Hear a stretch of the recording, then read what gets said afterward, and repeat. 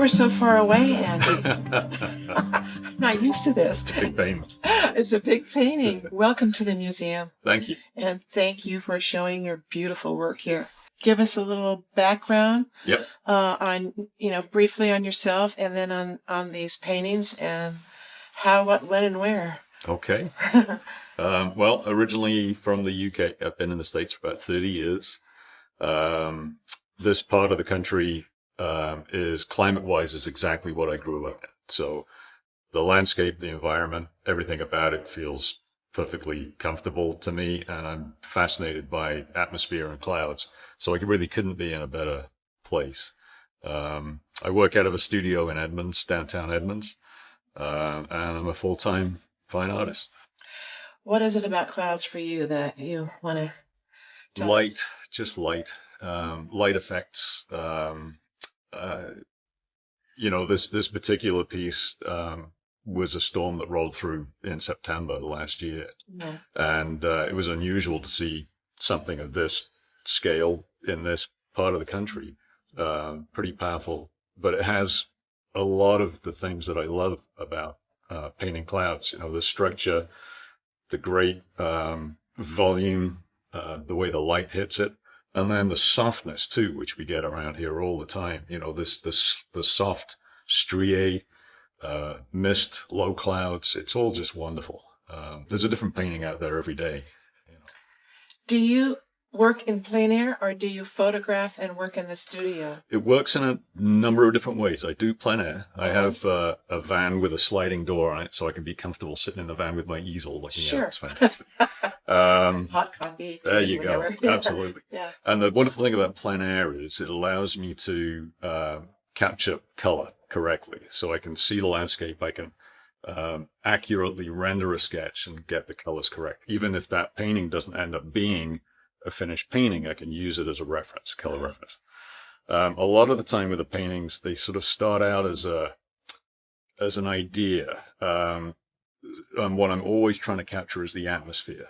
So I'm not particularly concerned about the accuracy of the scene that I'm looking at. So, I'll take out power poles, I'll remove roads. It's all about getting the person who's looking at the painting to feel it, to feel the atmosphere. And when somebody looks at a painting and says, I know what that day feels like, then that lets me know that I've sort of hit the mark.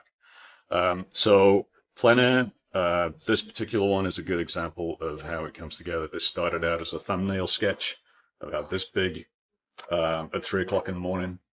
Just lying in bed with the images sort of floating through my head, and I get up and I scribble it down. And then straight to the studio the next day and very quickly render the composition so I don't lose that image in my mind. Then I'll use photo reference for things like structure of the clouds, specific elements. So this house is a house in the Skagit Valley that I painted a few times, and I love the simplicity of it, the fragility of it, especially set against this. So this painting kind of has a narrative of survival about it, this little house that's exposed to all of the elements, but it's still there. So, the paintings come together in numerous different ways. It's interesting to note the very bottom of the painting, how you have delineated the soil and the water laying in the soil and the colorations. And can you speak just a little bit about your color palette, please? Yeah, so each painting tends to be a fairly limited palette. I love the effect of a landscape that is influenced by the atmospheric color around it. So a lot of the time the landscapes tend to be fairly muted, which is what we have here, is what we have in England too. A fairly sort of bright white light that subdues the landscape. So in this particular one, the intensity of the color behind the center there, all of that light is coming out from behind the house. The house is central to the composition. All of the lines run through it. The clouds kind of angled down towards it. So it's the anchor of that painting. Yeah. There's a little technique that I use. You'll see it in a few of the paintings, where there's a heavier application of paint in certain areas, because when the light is on it, I want that light to bounce off of those little points. So in the land, you'll see that there's little dots of Naples yellow down there that is reflecting the light. It's the same on the top of the cloud there. There's some definition there, some pearlescence in that white that bounces the light back out. So I sort of use a little bit of dimension to help with the definition. You titled the work or this show Upper Left? Yeah. Does it have to? Okay, tell me what upper left means. So when we chose the name of the show, it was purely because of where Washington State is in the country. It had nothing to do with politics. Since then, it may take a different connotation, but it's purely just it was a fun way of saying, this is where we live. This is our pocket of the country up there. Now, where we're standing is way upper left. Way up. Yeah. Almost off. Oh, right. So turning to this painting, when I first looked at it, I thought, wow, it looks kind of underwater. But it's that lighting that you were talking about in the other one. Yeah. Ancient Sentinels is this title. And I'm seeing a lot of texture. Yes. Again. At the bottom there. And then I'm also seeing your play with light, of course, coming. Yep. You don't have a lot of cloud structure here, but you've got that light. Yeah. That's coming through. This is one of our favorite places in the whole world. Tell us about it, please. So, Rialto Beach on the Washington coast, just north of La Push. You can walk 2 miles down the beach, and the entire head of the beach is strewn with massive driftwood, colossal driftwood. It's one of the wildest places you can go. The wind, it seems, is always blowing. The waves are always crashing. There's these huge chunks of wood floating around, and it's very damp. So this was February, about this time last year. We took a couple of days. We like to go there at least once or twice a year. And the first day we were there, it rained so hard. There was no rain gear that was going to keep it out. We were absolutely drenched. The second day, the sun came out. But the atmosphere is so full of moisture that this is the sort of thing that happens. The fog hangs in the trees, and that light is filtered through the trees, through the mist, through the fog. And this is just one little spot in miles of coastline. And the whole place is lit up like a cathedral. We just couldn't believe what we were looking at. Just strolling down the beach, and out comes the sun through all of this mist and illuminates this collection. It almost looks like prehistoric bones of some sort. But what I loved about it was the subtlety of the light. So everything here is wet, right? It's just absolutely soaked. And all of this stuff is silhouetted against the light, except for the odd little touch where it just turns and it's picking up the full sunlight. And then at the bottom, the white gray rocks that are there just illuminate with the sunlight as it comes through. It's like I say, it's one of our favorite places. I could paint an entire career's worth of paintings from Rialto Beach. And actually, I think there's 4 paintings here from this area. Oh, okay. So, did you include everything you saw, or? In this particular case, yeah. Almost. Oh. There's a fair amount of grass and stuff that clogs up the bottom here behind the logs, and I took a lot of that out. Yeah. Because I wanted the clarity of all of this. Yeah. This is amazing to me that this will float and maintain the structure. This is left over. Some of these you can see have been pounded and rolled in the surf. The bark is all off them. Everything is kind of furry.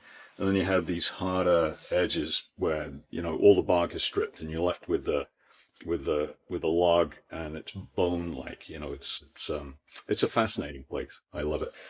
So you're walking along the beach, Mm-hmm. you and Ingrid, yeah. And you're looking at just what you're seeing and stuff. So how do you decide?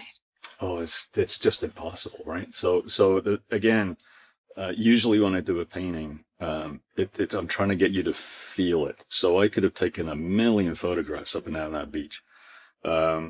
This one, I decided I liked this because of all of this structure here. But when it came to doing the painting itself, I'm not trying to render the photograph, but I'm using that structure that I love, and I'm putting it into the atmosphere that we experienced when we were there. So really, it's just the essence of the place that I'm trying to capture. I'm not interested in was there a piece of wood here? Was there a big boulder? That doesn't matter. Mm-hmm. It's more about do you feel it? Can you sense it? That's really what I'm at. But compositionally, it works perfectly. When I do a painting, I like to think about the balance between the weight and the empty space. And a lot of the work you'll see here, you'll see that there's quite a bit of empty space, but I always try to make sure that it's balanced.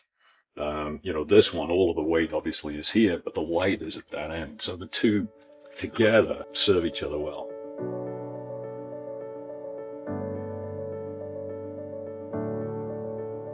As people walk into this space, they're going to come across this. Right. Whoa, okay. Beautiful. Thank So, the coloration, it looks like I think maybe a sunset. Yes. End of the day, looking west. It's an experiment in a way in color balance. So even though the blues are obviously exaggerated against the sky, as a painting, it works, and I really enjoyed it playing with that. There's some artistic license taken here. The house in the middle is not really there, but I liked putting it back there. I have another painting that I did years ago called Homestead, where we were looking through the barn, and the farmhouse was at the back, and it was framed by the opening of the barn. And there's sort of a narrative to it. When we're driving through this beautiful landscape, we see these beautiful old farmhouses, and we tend to look at those and think how grand they are, but they don't exist without the work. And the barns are more important, right? Without the work, you don't get the house. And so I like to put the barns up front and push the house back. Yeah. So it's sort of subservient to the work. Yeah, that's good to know. And this was a lot of fun to do. This was there's an awful lot of Indian yellow, getting this glow in here. There's a little painted wet into wet. You can see that the trees, everything just sort of blurs out into that sky back there. And there's just a little sense that perhaps there's a little sunlight back here somewhere, because you have this glow obscuring part of the barn in here. So you get the sense that there's a little bit of a stronger light back there somewhere. And obviously, it's a central composition. Everything is right in the middle.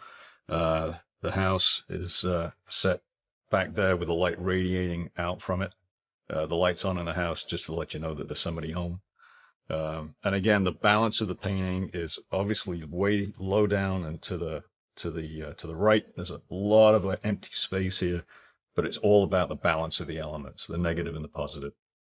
You strive to place the viewer in the scene. Yeah. Could you speak a little bit about that? Yeah. Again, it means a great deal to me when somebody sees a painting and they know what it feels like to be not necessarily there, but in an experience of their own. Mm-hmm. I did a painting once of a barn in the Skagit Valley, and a lady came to the studio and said that she could smell the cooking. And she was talking about her farm in Wisconsin. Oh, my. But it didn't matter. Yeah. Right? Because she was in the painting. She was looking at it. She was remembering what it felt like. And that is what I'm always trying to strive for. That's all I can ask for, really. So as you're staying here a couple of days, you and Ingrid, are you going to run around and look at all the barns that we've got on the island? We've already done. Yeah, it's great. We've got some beautiful barns here. Everything is beautiful. Yeah. Oh my gosh. Yeah. And we were lucky enough last year while we were here.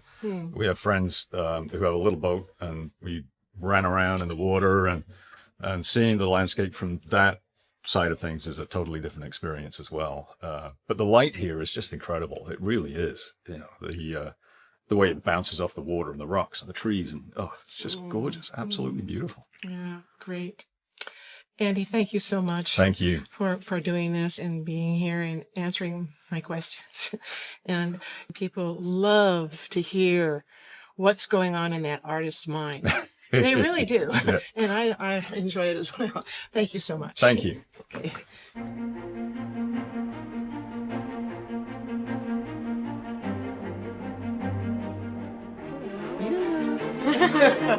This is great. I love this. You really tell how big it is. I know. It's a good scale, huh?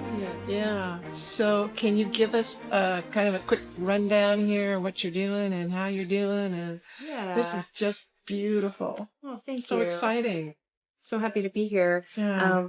I'm Niki Keenan, and I'm a painter. I like to paint scenes that take my breath away, like Pacific Northwest forest, waterways, sunsets in my backyard. And the sun plays a primary role in my paintings. I'm always trying to carve out spaces I can be in. And so these pieces came from the continued desire to want to be inside the landscape and feel it on all parts of my body. I like to imagine like what it would be like to be inside of a gemstone and feel refracted light all around me. And I feel that way when I'm in the forest. I feel that sort of electric energy, and the sun is a celestial body. It's the life force of this planet. So these works, we can talk about that more later, but I just feel like connecting the vastness of the universe to the micro earthly plane. The imagery of the universe, is that what we're looking at here? Some of it up the top side here? Or? Yeah. All the pieces in this show are diptychs. So in the larger sculptures, one is resting on the floor and one is suspended from the ceiling. And I'm thinking about that place where two things meet.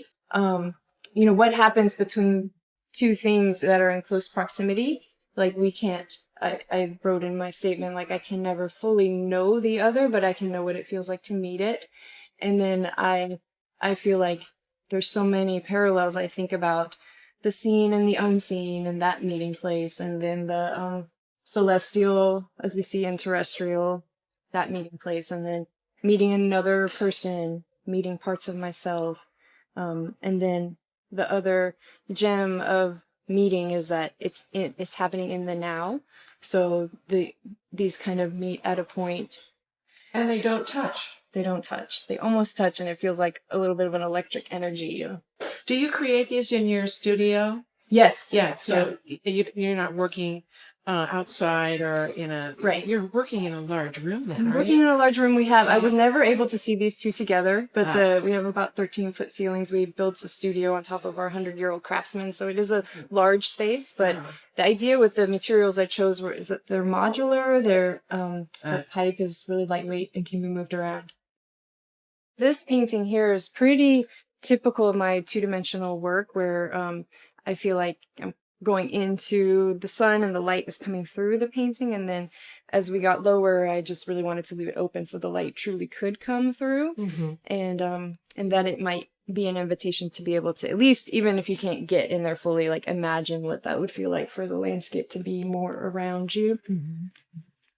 The tripod is about like, when you're standing in front of if you're on a boat looking at the water, then you feel like the light is coming down from the clouds. So I've got the rays coming down, and then it hits the water, and it's like creates these sort of sparkly star-like shapes that I've got on the floor paintings.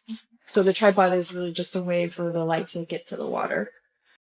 We love to tour children through the work, and I think they're going to absolutely love this. And wouldn't it be fun to have them do some artworks? Do you think you have an idea of a project that we could use? Maybe it is a matter of having like a pile of scrap fabric, because that's kind of how these came together. Like I would create it and it wasn't quite working, so I'd take it all down, and then those synchronicities of starting again, but like, oh, that piece is actually perfect and I never planned for it. So maybe some kind of easy to handle materials and some glue.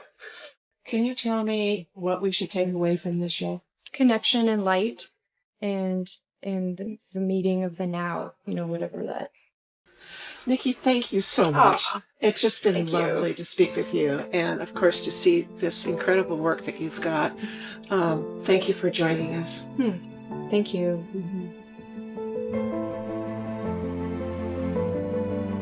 I love to travel and photograph and experience the wild world firsthand. And I'm an art teacher, high school art teacher. And so I get to also do conservation work and donate my proceeds to the causes that I love with animals. What are the causes? Well, definitely rhinos.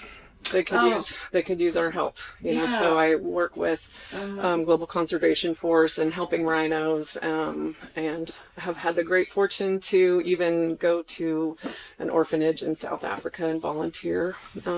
So they're near and dear to my heart. All of my works are based on either an experience or a story. And so in this case, this was a jaguar named Juma, who was a part of the opening ceremony of the 2016 Olympics in Brazil. And she was taken from the zoo to be presented as, you know, the savage and gorgeous of Brazil. But she moved towards someone and they shot her during the event. And when I read that, I just had to put her in a place where she was resilient and as beautiful as she is. She's walking down a runway and all the stars are kind of like flashes, you know, people observing her, and of course the guns. But she's strong. I wanted her to survive and walk through it all unscathed. You know, I was trying to find the right voice for my work, and I definitely was influenced. I went to Spain and saw the graffiti there and was just moved by the effect of graffiti where multiple artists would go up and tag something, and then all together it made a composition, even though it was, you know, at different times, and stickers and spray paint and stencils. And so I got into stencil and spray paint and cutting my own stencils. This was, you know, when I was cutting the stencil, it's a 3-part piece, and I was thinking, why did I pick something with spots? I mean, it takes forever to cut out all of these little spots, right? So this is you know, it's painted, and then you lay over your stencils in the parts, and the guns are stencils also.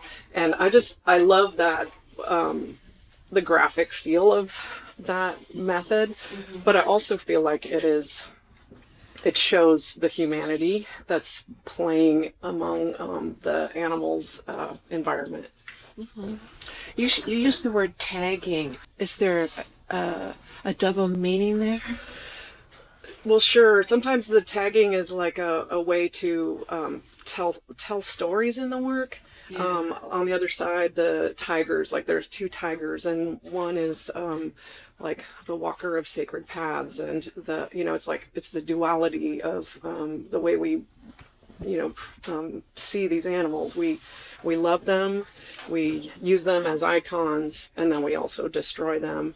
And so the graffiti and the tagging allows me to put in some words and some numbers sometimes with how many are left in the wild. Sometimes that's hidden inside, so I can layer the story with the tagging as well.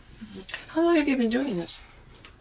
Well, I think I've been studying art all my life. Yeah, and but this type of, this decision to go in this route, how long have you been doing this? I would say this is about 10 years of this path. Okay. And, the stencil, it's a long process, because the story, the animal, the vision of the composition and size, I do try to, in some cases, make the animal life size. That's not always possible. And then the stencil cutting is a process. So, but I love it. And there's this risk that happens with the stencils, that you cut it, and then you, like I said, you do all the layers, and then you lay down the stencils, and then you finally see it. It's the first time you actually see it all together. So it's quite a story in itself, the development of the work. her story is well known here. And, you know, what a special animal that deserved so much more. She spent 50 years in a small aquarium in Florida, and a lot of people went to great extreme to try to bring her back at the end of her life in the Salish Sea. And she didn't make it. 50 years 50 in a pool? years. Oh, I didn't know it was that long. Yeah, after, and so small. Oh. And she was taken from her mother when she was 4. Yeah. And so tragic. And it's the first time I had painted an orca. It was so fun. And I looked at pictures of her, and you could see how gorgeous she was. And I decided to make her like free. So it does say free tokite in here. It's under all the energy. I wanted her to be like exploding out and you know, like free and happy and in the fresh water and, you know, like, or the wild water, let's say. Yeah, yeah. All these animals in this room right now are either, if they're not endangered, then they're on a list of you know, soon to be. Sure. Yeah. Sure. I mean, the one animal that's probably doing okay are the ravens. You know, Yeah. they're thriving with human. They You know know, how to adapt. yeah, they've adapted just fine, but they're still amazing and deserve a little spotlight too. Yeah, yeah, I got that. Yeah. While working, it's also this risk to keep going. You know, I'm sure all the artists here understand that. Like, you know, if you stop and you're not sure, then you might be unsatisfied, and then if you take one more step, it might be too much. And so it's definitely sometimes risky. Do you go back into the work ever? The one piece I went back into were the coyotes. I looked at that for a while, and I went back in, but usually no. When I'm done, usually I'm finished. When I sign it, that's it. Okay. Okay. Yeah. What's your favorite animal? You did say Rhinos. Rhino, Right. Yeah. Okay. Right. Beside a rhino, what's in? Well, I love big cats, so there are lots of jaguars around here. My husband and I had the great fortune to go visit the Pantanal in Brazil and see them in real life. So Moon Meditation behind you, she is the first jaguar that we saw in real life. And I was shaking and crying and just trembling from her beauty. She's on the moon, which is the last place for her, but she's sending out her good vibe. Can you explain what you get? Right. Yeah. So this is Right. Thank you. Well, this is an example of one of those risks because I had painted her already, have the drips. That was done right in the very beginning. And once you play with that surface, that's kind of it. You can't really touch that up after the fact. And I decided I like the metallics. I think they're really rich. And I think she's more valuable than any diamond or mineral or, you know, anything monetary. And so I wanted to have the gold spiraling. It's just her energy that is like moving out, even on the moon. Like she has her tendrils of like gloriousness. What do you want us to take away from this show? I feel like as an artist, I have a unique way of giving emotion and story and all in one image. And so I hope that people feel the love of these animals and the beauty, and also like, oh, maybe we need to take some action. They deserve more from us. And it's not explicit in the work, I don't think, but maybe overall when looking, seeing kind of their eyes and connecting with their eyes, like they're kind of asking, like, can you do something for us too? You know, we're important. That's the title. The title is Crush. Yeah. And so we're crushing them. We're destroying a natural natural habitat that these animals depend on, except for the ravens, of course. Right. But yeah, so that would be why you titled this. Yes. My mom long ago said that I should just paint beautiful animals, and I couldn't do it. I couldn't just. I needed to tell more, or I felt like I wasn't, giving the animals the justice that they deserved. And so, yeah, the crush is all about the squeeze. Yeah. Kenda, thank you so much. Thank you very much. Yeah, I'm this so is honored. just really quite a beautiful exhibition, colorful, and so poignant. Thank you. Thank you so much, really. Yeah.